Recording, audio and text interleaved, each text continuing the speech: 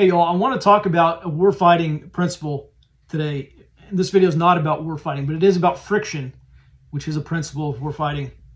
Friction is something we encounter when operations don't go as planned. So we can have internal friction, so people are wounded unexpectedly, they're late, they're missing equipment, comms go down, lots of internal friction can happen. There's external friction, so conditions the enemy imposes on us. Maybe they're jamming our communications. That's why our comms went down.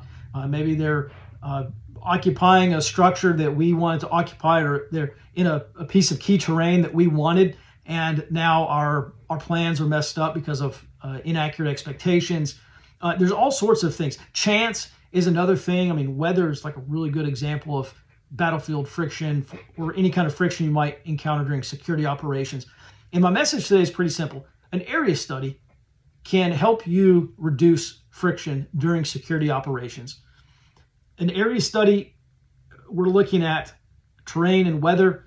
I have 6 layers of my operating environment or operational environment: physical terrain, human terrain, critical infrastructure, politics and governance, safety, security, and defense, so law enforcement, military, and economics and finance. And what people are going to realize, I follow a lot of gun accounts, and they're always talking about this or that Mad Max scenario and planning for all that stuff, which is fine.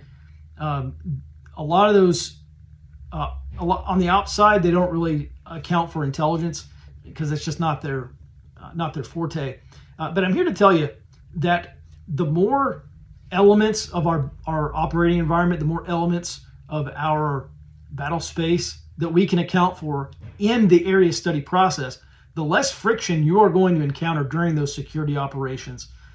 There are going to be some things that an area study cannot help with. Obviously, if your comms are being jammed, the best you could possibly hope for is you have some kind of enemy order of battle that says, hey, they've got electronic warfare sections, or they've got jamming equipment, or we see these jamming vehicles or whatever.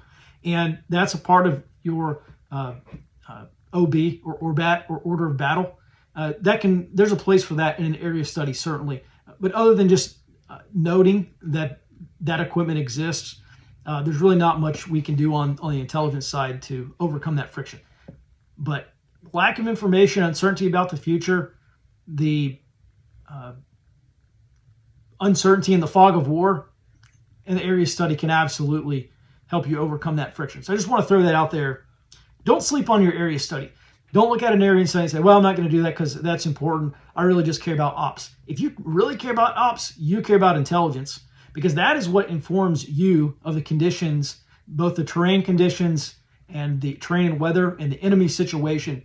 There's no other person in the Army. There's no other person that exists anywhere on Earth other than the intel guy who can hopefully accurately do that for you.